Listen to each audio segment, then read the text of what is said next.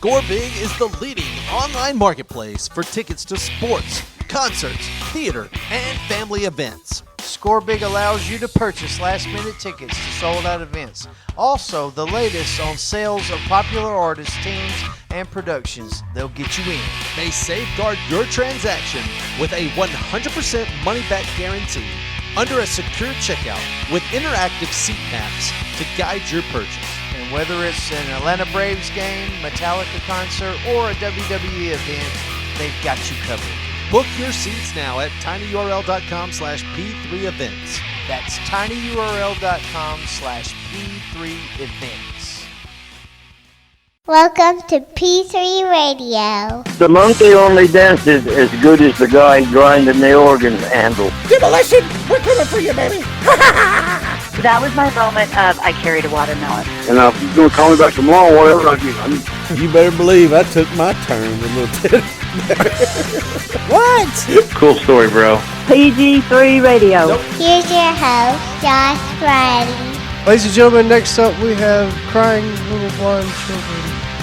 Richard Mullican. I don't know. Is this making any sense to anybody out there? It's showtime! It's showtime! It's showtime! Hello, everyone, and welcome once again to another episode of P3 Radio. I'm Richard Mullican, joined by my co-host and best friend, Josh Briley. Say hey, Josh. How's it going, Richard? Your stomach is in knots, and I'm trying not to hurl, but we're here, my brother. Well, we are seconds away. Minutes, seconds, hours, however, we're not Whatever that far kind away. of measurements of time you prefer. Millimeters, if you go with the metric system. We are so close to calling into the Dr. Steve Weird Medicine show on Siriusxm. This show will simulcast Saturday night. Well, it would be this past Saturday night. You can hear it on demand on the Siriusxm app. But we're so excited. This opens us up to a national audience. Actually gives us a different platform than we're used to. Now, I know the internet goes everywhere, but we're talking about exposure, and exposure to ears that have not heard the verbiage and wordage of me and my esteemed colleague here. Yeah. If nothing else, it also gives us this walk-up crowd that we're not used to. You have to download our show. So on SiriusXM, it's just whoever turns into 103. They only just have to have their radio tuned to that dial, and they're going to hear us. So we're nervous. This is a big platform for us, and we're about to call in. We didn't want to tape this afterwards and be fake. We wanted you to hear the real emotion of what we were going through right before we called in. So we were like 3 minutes away from calling in. We're going to do that now. You're going to hear that. Josh, how are you feeling? I'm nervous, man, but honestly, you know, like I said before when we were talking, I think we just need to be ourselves and, you know, forget about the rest, because I think if you get too nervous, you kind of try to be something or fumble around or just, you know, just take it like another interview, like we're interviewing whoever. I mean, you know. Well, we've interviewed Dr. Steve before, and if you want to check that out, go back to our archives and find the Dr. Steve interview. But we're going to have that interview with our call-in to SiriusXM and our debut on SiriusXM. Channel 103. Right after this commercial break. When you go shopping for wine, do you look at the labels? Do you stare at the price and wonder if the wine is worth the expensive tag? Well, stop it, because Wine of the Month Club has you covered. Every month, Wine of the Month Club is going to send you 2 bottles of high-quality wine right to your front door. And what better way to say I'm thinking of you than a subscription to the original Wine of the Month Club for a friend or a sweetheart. Each month they'll be reminded of your thoughtfulness and will receive the monthly wine letter and newsletter binder. Recipes, wine knowledge, and great wine, and the opportunity to get more of their favorites is at hand. Give with confidence and joy, knowing that you're a part of the original Wine of the Month Club. By the way, there are no dues, no fees, no hidden charges. Cancel anytime with no obligation. Just pay no more than $23.96 plus shipping for 2 great bottles of wine. Go there now. Sign up by visiting our link, tinyurl.com/P3wine. That's tinyurl.com/P3wine. The Wine of the Month Club, the original wine club since 1972.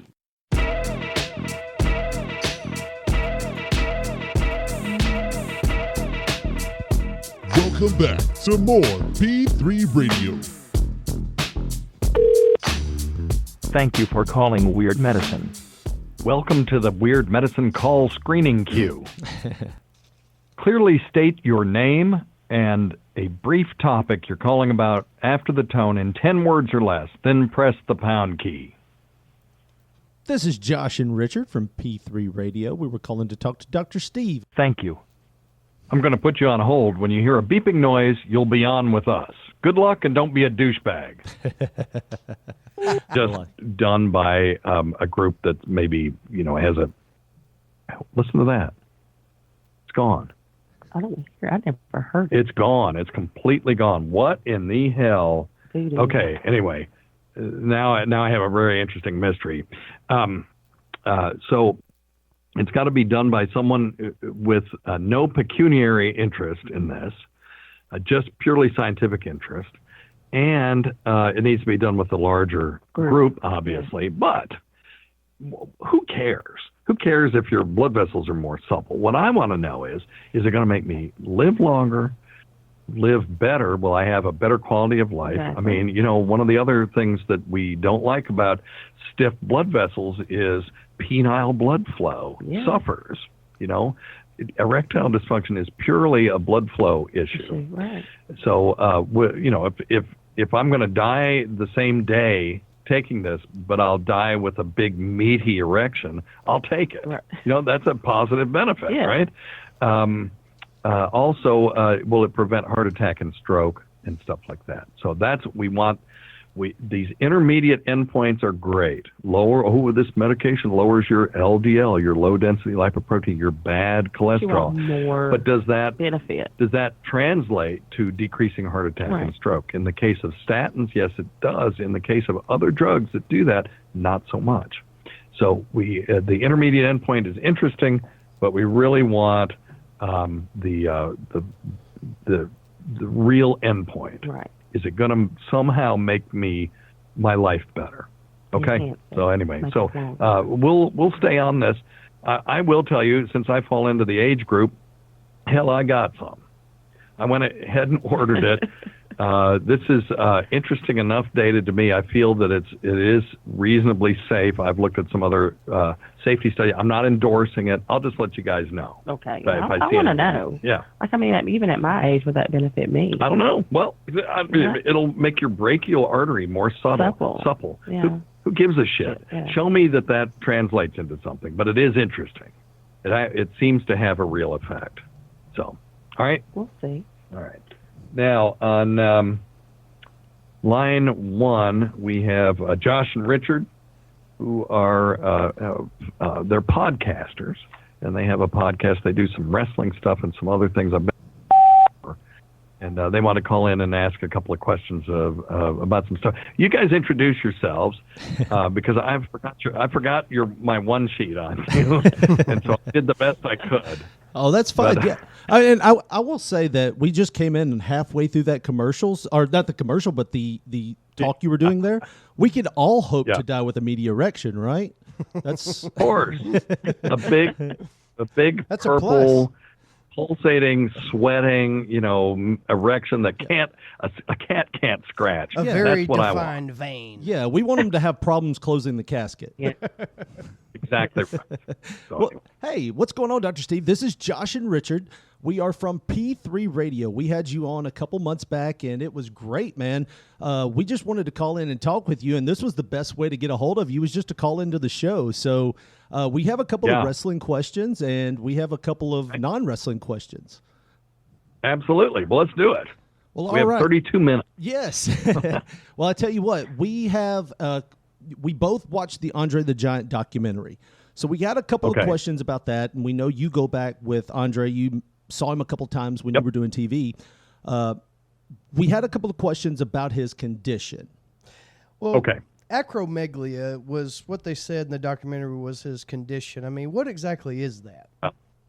Okay, he didn't just have acromegaly though. So let's go back to the beginning. First, let me just refresh my listeners' memory about the time when my life crossed with Andre the Giant's. I was doing camera and audio engineering for a TV channel in Raleigh, North Carolina, WRAL TV, and we did Mid-Atlantic Championship Wrestling and Wide World of Wrestling for the Crockett Brothers.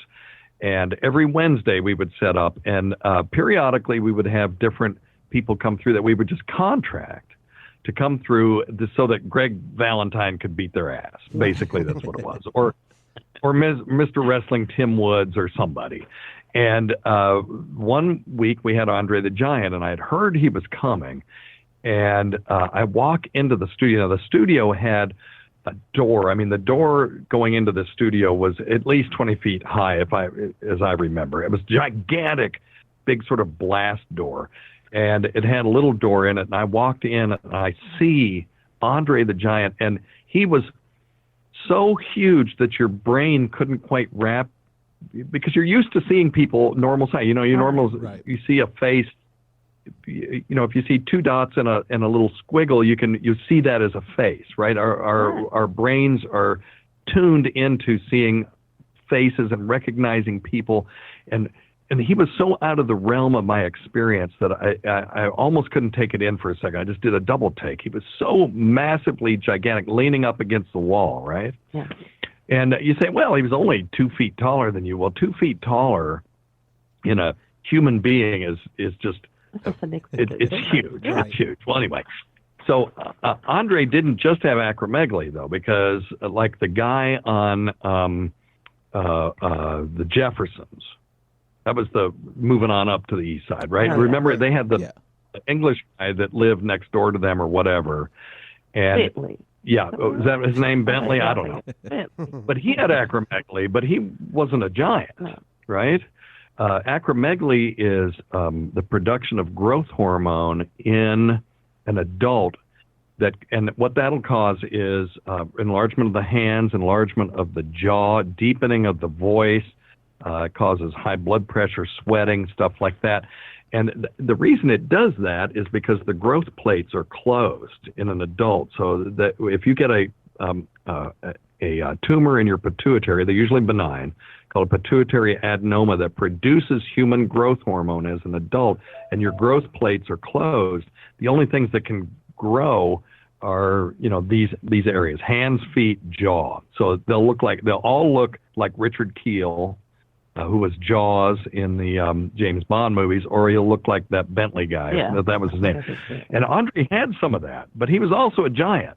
So he had another syndrome called gigantism, which is production of human growth hormone while the growth plates are still open. So he had a congenital increase in human growth hormone. He didn't develop a pituitary adenoma later in life. He had it his whole life. So if you have it your whole life and you don't do anything about it, you'll be a giant. And then after your growth plates close, after puberty, if you still don't do something about it, then you'll get acromegaly on top of it. Oh, wow. So I'll just address the elephant in the room. Does it affect his dick size like they alluded to in the documentary? And if so, how much are we talking? Like, could he fish with it in a pinch, or, Yeah, the interesting thing is human growth hormone really has more to do with bones. It has some to do with muscles and stuff, not so much to do with genitalia. Now, if however, he was producing testosterone as well, because the pituitary produces follicle-stimulating hormone and luteinizing hormone, which are both involved in sexual development. If he was producing those at the same time, then he may have had some enlargement of his penis and testicles and scrotum. But I am not aware of an increase in human growth hormone causing an enlarged penis or scrotum or testicles. So I'm just not aware of that. So I should stop injecting it right now, right? I'm not aware of it, and I didn't have the opportunity to see his genitalia either, so I can't speak to that. Well, what I want to know about, everybody wants to know about how big Andre's dick was, basically. And I'm sorry, Really? there's a lady Everybody present. want to know that? Does everybody want to know that? Because it's been 40 years since I've crossed paths with Andre the Giant. Never once thought about how big his dick was. Oh, you wouldn't sneak a peek if y'all were in the locker room together? Come on. Oh, if we were in the locker room, of course. Well, that's part of it. Probably asked. Thank you for being honest. of course. It's probably but I have not literally, God's honest truth, never wondered about that until you just mentioned it just now. I just imagine he beat robbers to death with it. I'd like for that to be true, but the Just question. wrap. Yeah, kind of like Jake the Snake. He had that python thing that would tighten up around his victims. Just imagine that would be Andre's finishing hold. Just taking it and wrapping it around it, just recoils around someone's throat. But yeah, but no. Strangle people with it, that would be kind of fun. But what my question would be, everybody wants to talk about that. I want to know, did it have any effect, his condition, on the size of his loads? I mean, would it be proportionate? Would it be like a BB rolling out of a cannon? Would it be like an elephant soaking a trainer at the zoo? What are we looking at here? Would it be proportionate or? I don't think so. Semen is produced in the prostate gland and in the seminal vesicles. The testicles only produce 2%. Sperm is only 2%. So if you get a vasectomy, it will be an imperceptible change. So again, human growth hormone, to my knowledge, doesn't affect. It would have to affect the size of the prostate and the size of the seminal vesicles, because when they're full, there's no more fluid is made. So you can optimize the amount of semen you produce by drinking plenty of fluids and abstaining from sex for a little while, or some people have posited that arginine might help. There is one study that shows a little that chronic use of sildenafil, the active ingredient in Viagra, will increase the size of the loads by 25%. But anatomically, he should have been normal in that regard. I don't see that his loads would have been any bigger. You feel like, well, he should have just been huge everywhere. Right. His colon would have been gigantic. Just because it has to be, it's got to meet at both ends. His GI tract, it starts in your mouth, and it's a tube that goes, it's circuitous, but it has to end in your asshole, right? And so if you grow huge, it has to grow with you. Sounds like the best pickup line ever, by the way. That sounds like the best pickup line ever. It has to end in your asshole. So. But the things that aren't involved in that don't necessarily grow along with you. Right. So, Well, that would suck to be that big and just be. Well, look, here's the thing. If you're 2 feet taller than me and you still have an 8-inch penis like me, that's still fun. What more do you need? You know what I'm saying? Now, contrary to what guys think, big is not always great. I would say too big is just too big. Well, okay, here's the thing. Okay, if you have a 10-inch dick and it's an inch around, no, that would just be stupid. I don't need anything banging on my cervix. I'm just saying. Yeah, that would just be stupid. That shit hurts. Girth is good. Yes. If you got girth and you're a little shorter, that's good. And you can enhance your girth artificially. There are some people that have gone to other countries to get filler injected into their penis to rib their shaft for her pleasure, or you can just buy. I was at the sex store the other day getting some lube, and the woman in there, oh my God, she was so fed up with everybody too. You get a tick. Can you imagine working in there? No, but I saw that they had extenders, girth extenders, and length extenders.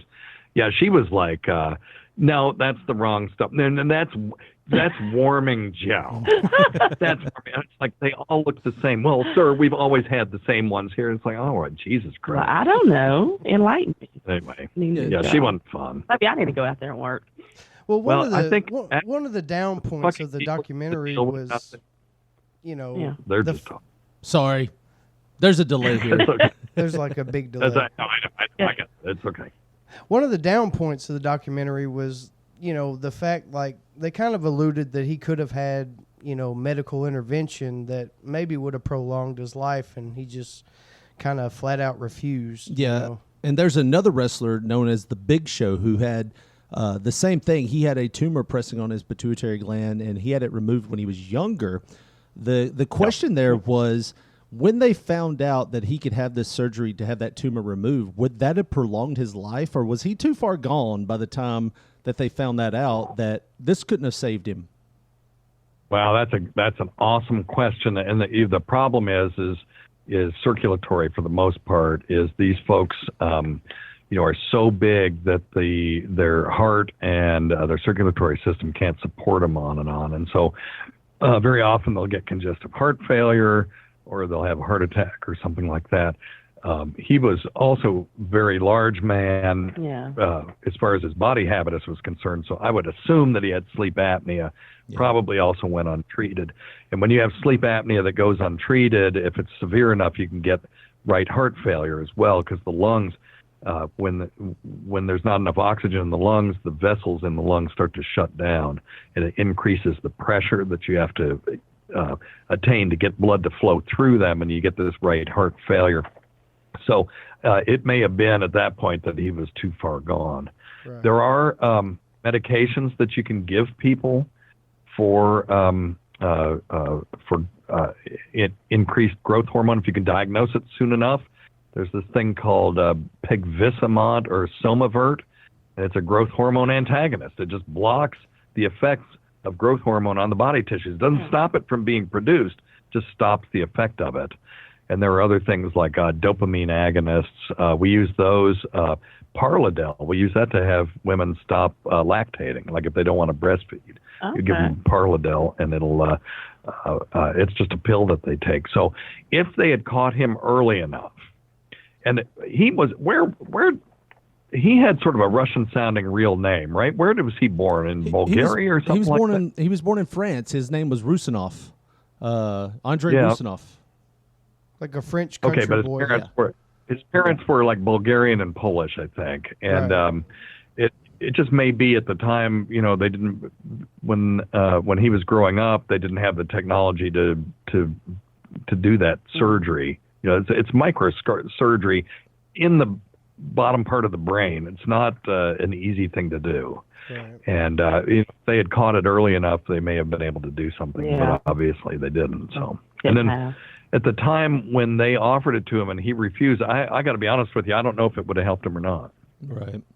Well, much to the chagrin of our audience, because we're recording this for our show, P3 Radio, which you can pick up on SoundCloud, iTunes, or wherever you find your podcasts. There you go. We actually started talking about lawyer commercials and all these lawyer commercials, and one that keeps coming up is this one for people suffering side effects for the drug Risperdal. Okay. Have you heard anything about Risperdal? And is this one of those drugs that that was really big and that it just started having some side effects, or what was the cause for the side effects? Yeah.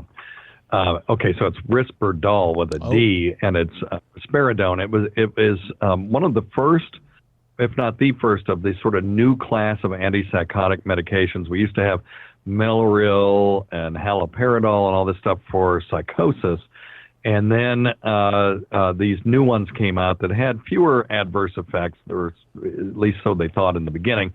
And you could give Risperdal in a shot, and if you had somebody that wasn't taking their medication, you could give it to a shot once a month, which was great. You could keep people under control, because when I was doing psych in medical school, the biggest problem was people would go home from the psych unit and they just wouldn't take their meds, and they'd come right back. Right. So this was pretty cool stuff.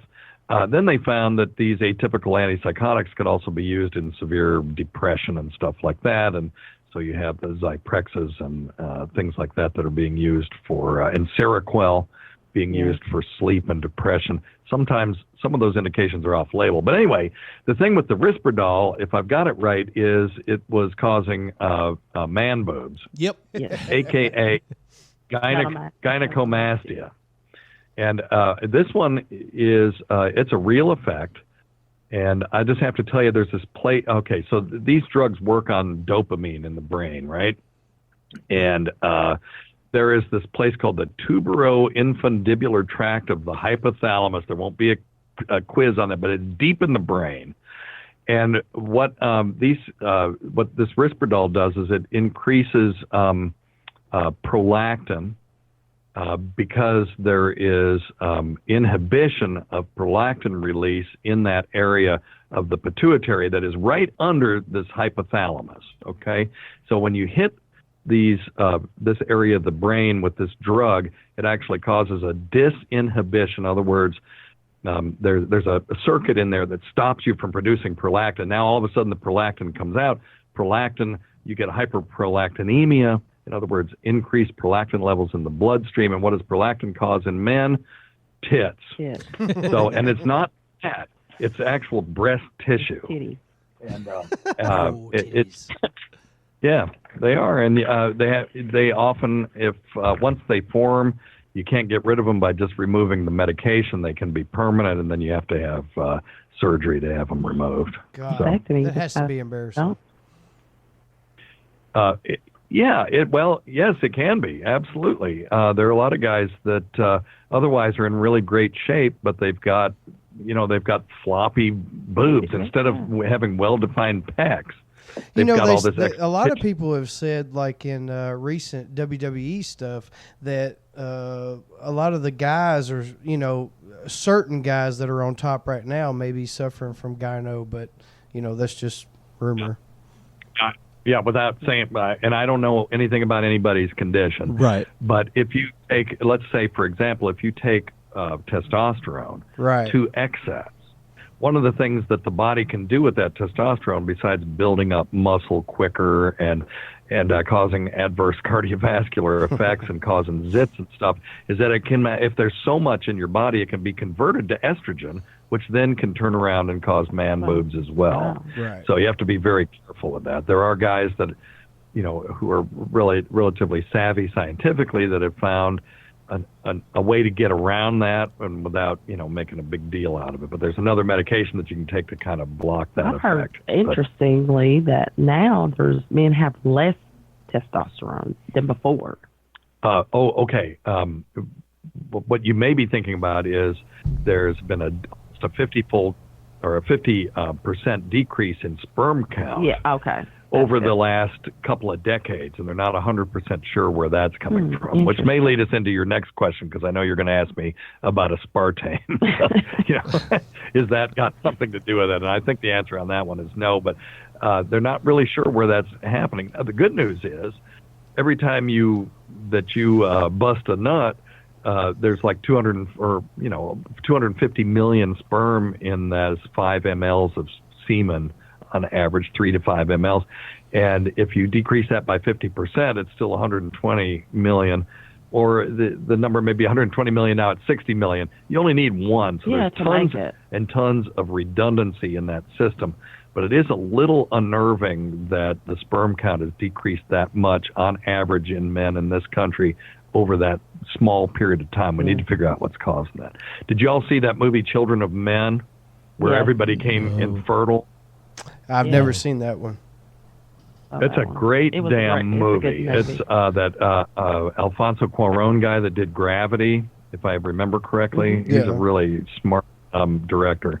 And it's very well done. It's got a great soundtrack, and it's got some really cool action scenes, although it's a thinking person sort of science fiction film. But that's what it's about, is the youngest person on Earth is like 16.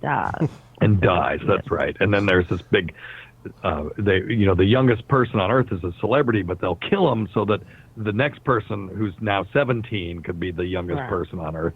And then at some point, somebody shows up that's pregnant. Yes. And so it's really an interesting. Thanks for saving it for me. I mean, I guess. Yeah. Well, no, I didn't really ruin anything. That's the premise of the film. So. Yeah. Well, since there's a precedent set with the whole gyno kid. Yeah, I was a fat kid. Can I sue Totino's and Little Debbie now, or how does that work? Because I had fat, I was a solid C cup for like up until high school. So they got to be liable. Yeah. They have to be. Yep. Well, moving on to another topic. This is your show, Dr. Steve. Oh, I was going to say, I mean, there have been states that have sued the tobacco industry for cancer-related deaths because it costs them money. Like if you end up having lung cancer, you lose your job a lot of times because you got to take chemo, and you end up on Medicaid, and the states end up paying for it, and they sued the tobacco industry, and a couple of states won.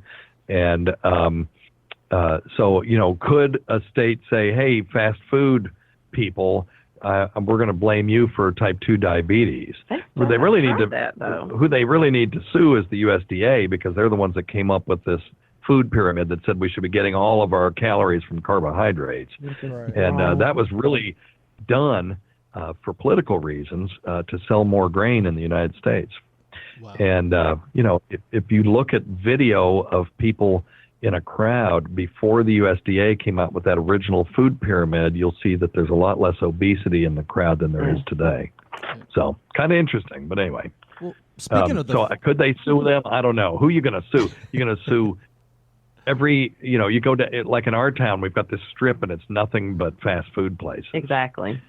But anyway. Well, I mean, I had two black guys for a long time from jumping jacks, so that's all I'm saying. But moving on from the food pyramid, we had another question. Wow. Are you belt sending? What's going on over there?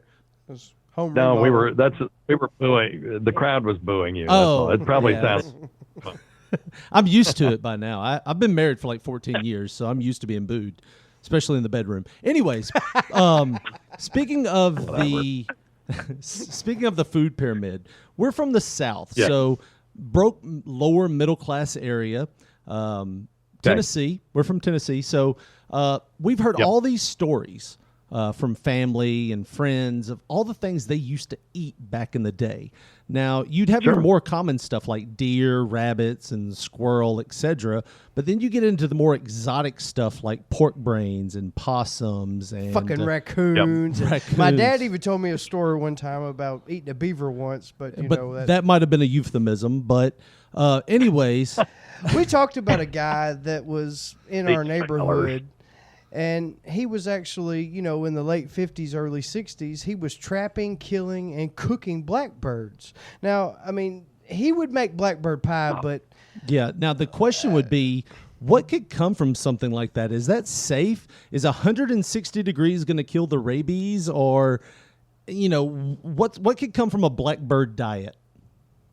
Wow. Well, that's interesting. So it's any game can carry diseases because it's tough enough keeping our raised in farm food supply safe.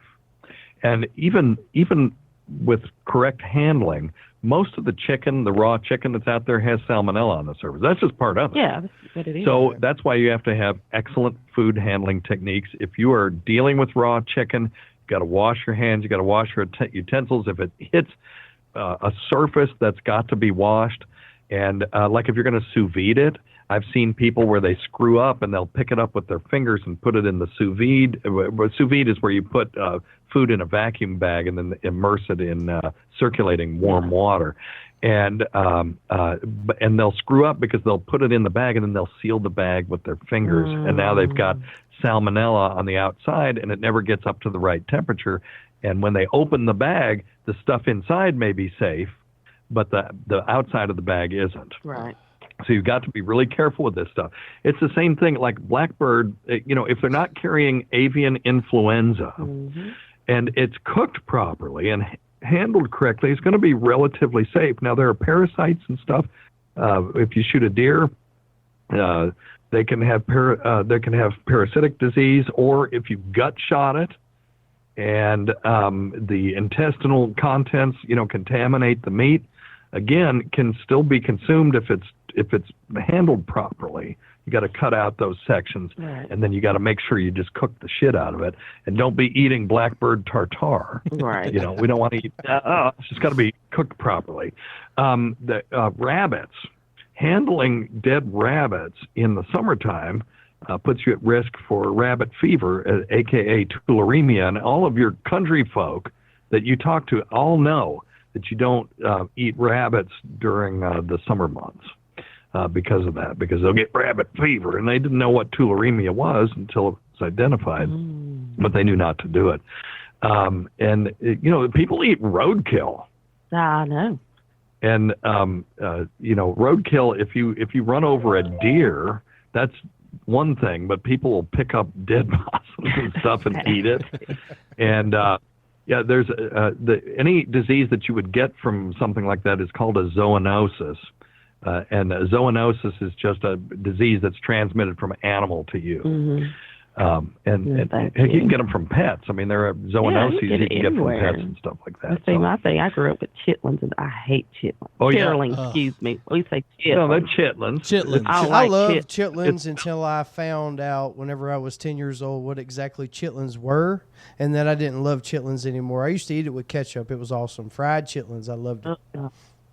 Yeah. So, okay, so let's talk about chitlins for a second. So, my understanding is that it's like the pork duodenum. Is that right?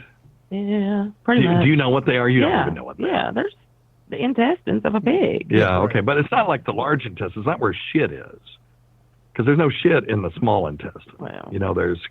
I've seen people clean them, and it's attached to the anus. So. Oh, are you serious? I'm serious. Shit's nasty. Had uncles tell me you gotta get all the shit out of there, or it'll make you sick.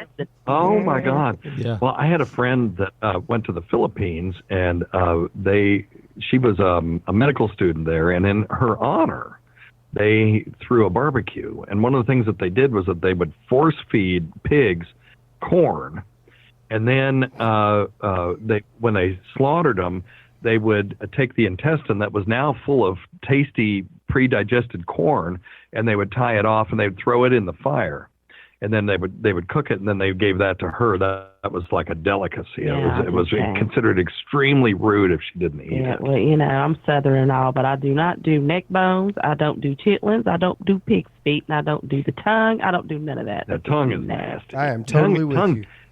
Just like you would think, it's got that sort of sandpaper surface on it, and then you see these big giant papillae, just like we have. In the back. If you look in the back of your throat, people go, "Oh, I got cysts on the back of my throat." No, it's giant papillae in the back of your tongue. Everyone right now listening can see these.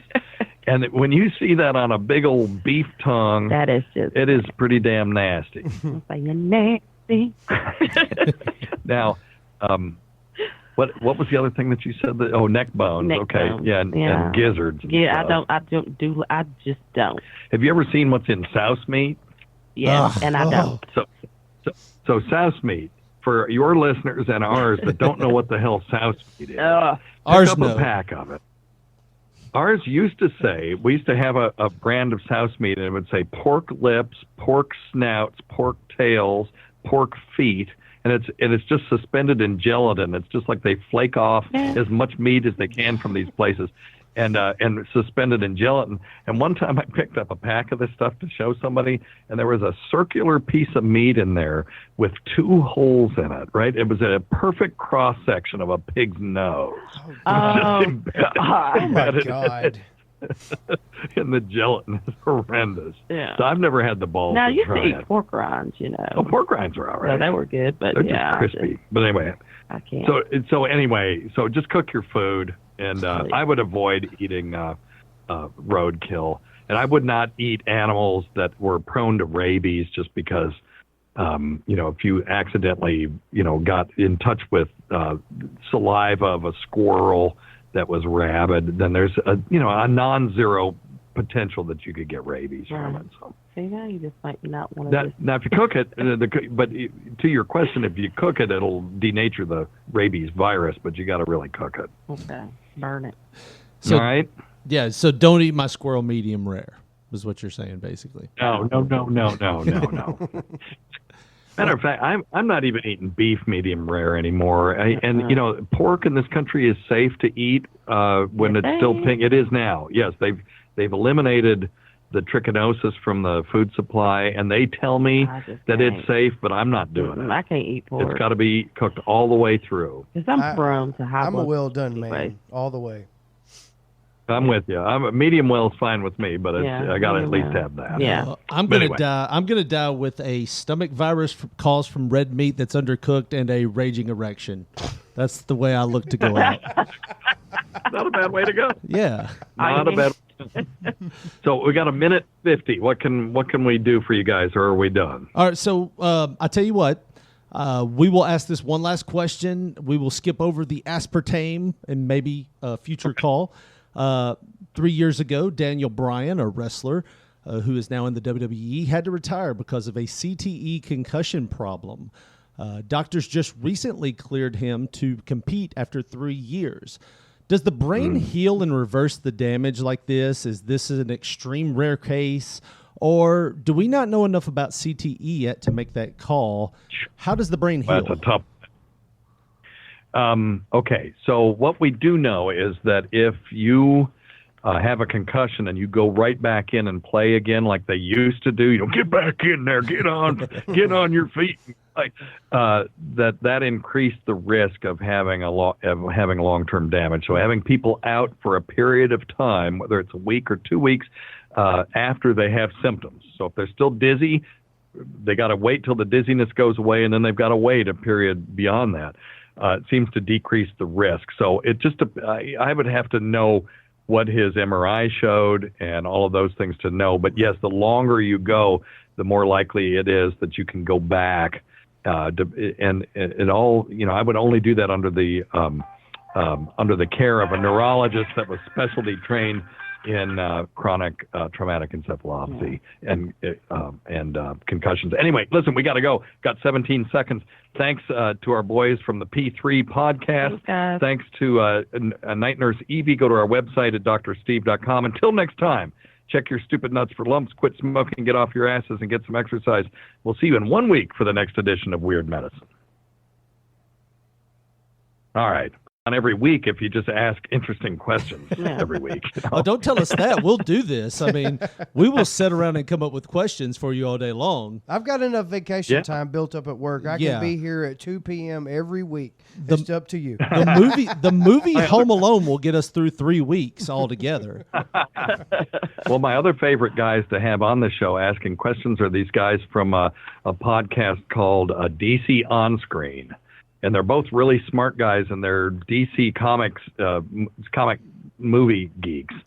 And they love to ask questions like, well, could Batman really heal his back after being having chiropractic treatment in that pit in Dark Knight Rises and stuff like that? And I love stuff like that. Because I first off, I don't have to worry that I'm telling somebody something that's going to kill them. Right. And so I don't have to parse my words so carefully, and it's just interesting to me. I love that. So I'm as big a geek as you guys are or they are. Yes, you are. Yeah. Well, I'll say this. Our highest rated podcast. Now, we don't get the numbers from iTunes. SoundCloud gives us numbers. That's not saying much. Right, no. SoundCloud gives us numbers, and our highest rated SoundCloud segment is yours, actually, from a couple of months back. Well, again, not saying much, but where do you guys host? Because your podcast host should be giving you statistics on iTunes. Yeah, it's SoundCloud.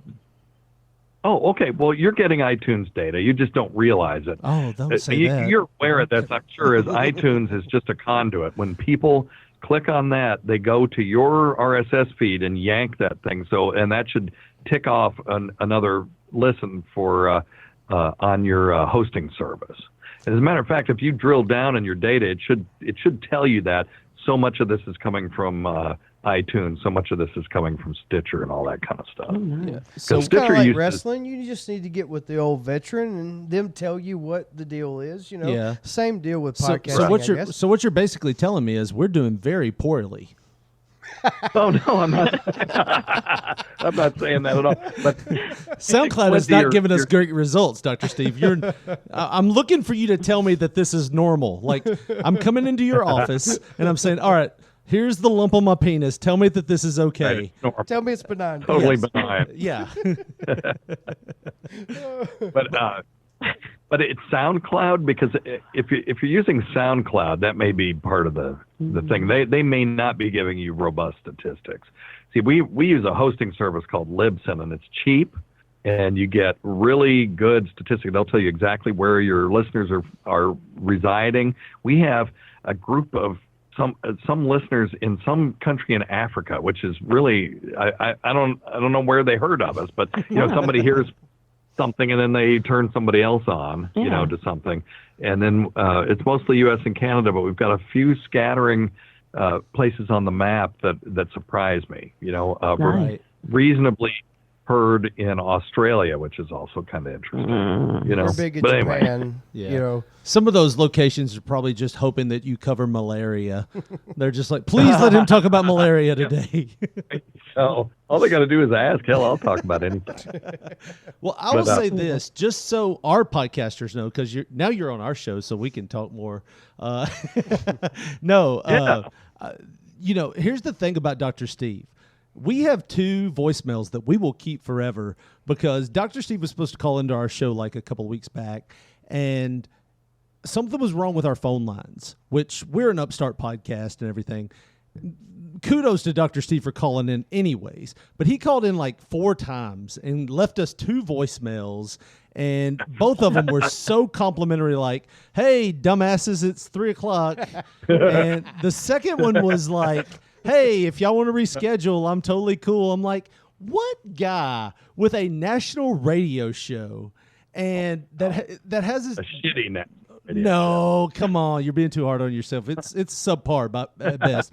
But no, what guy with a national radio show and a doctorate is going to call in and be like, hey, those 9 people that listen to you are going to be so disappointed if I'm not there. But dude, it honestly means the world to us that you're giving us a platform. And like I said, I wrestled for 12 years. I never wrestled in front of the crowd you just gave us, and that is awesome to us. So if there's anything we can do on the West Tennessee side, which is not much, but if there's anything we could ever do, please let us know because this means the world to us.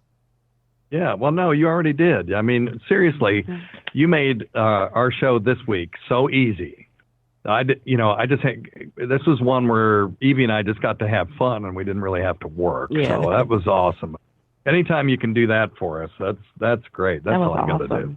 Well, hopefully we were entertaining, and hopefully, we'll come back on and ask a few questions and not monopolize your time so much. But man, I want to say, Evie, nice to meet you vocally. This is Richard and Josh. I'm Josh, how you doing, Evie? And sorry for the crude language. We were raised Southern, so it was very hard to say Andre's dick size in front of the presence of a woman. Just so you know, my mom would beat the shit out of me if she knew I said that. I had a couple of coffee can size jokes, but I just refrained. We held back. It's fine. She's cool. I am cool. so She wouldn't be on cool. the show if she was. Oh, no. I might surprise. And you would like to meet her, too. And by meet, I mean MEAT, if you kiss Oh, my drift. I can't boo you. I don't have my soundboard. I'll boo. All right, but anyway. All right, boys. We got to go. Thank you so much. Dr. Steve, I appreciate it. guys. Listen to Weird Medicine Saturdays at 7 p.m. Central Time, 8 p.m. Eastern Time on Siriusxm 103. Dr. Steve, thank you for being a part of this show. And Evie, thank you for being part of this show. Thank you for All right, having me. take care. Thank y'all. Bye-bye. Bye-bye. So that was pretty awesome. Man. Everything about that was really cool. So Oh my I God. don't think we need to say anything else, right? I'm good, man. I think we did what we needed to do. We made impressions where we needed to make them. We did what we had to do. I feel really good about it. So we'll do this. The sound of that song means that we've reached the end of today's podcast. We'd like to thank Dr. Steve for letting us be a part of his show and for coming on our show and simulcasting sort of thing. And for introducing us to Evie. Yeah, Evie was awesome. Evie's totally cool. So if you want to follow us on Twitter, Josh, how do they get there? That is P3 Radio 1. What about Facebook? That will be Pop Poncho. Search Pop Poncho, you will find us. And if you want to give us a call, it's 731-300-6675, 731-300-MORT. Well, for Josh Brawley, this is Richard Mulliken saying thanks once again for joining us for P3 Radio, and good night.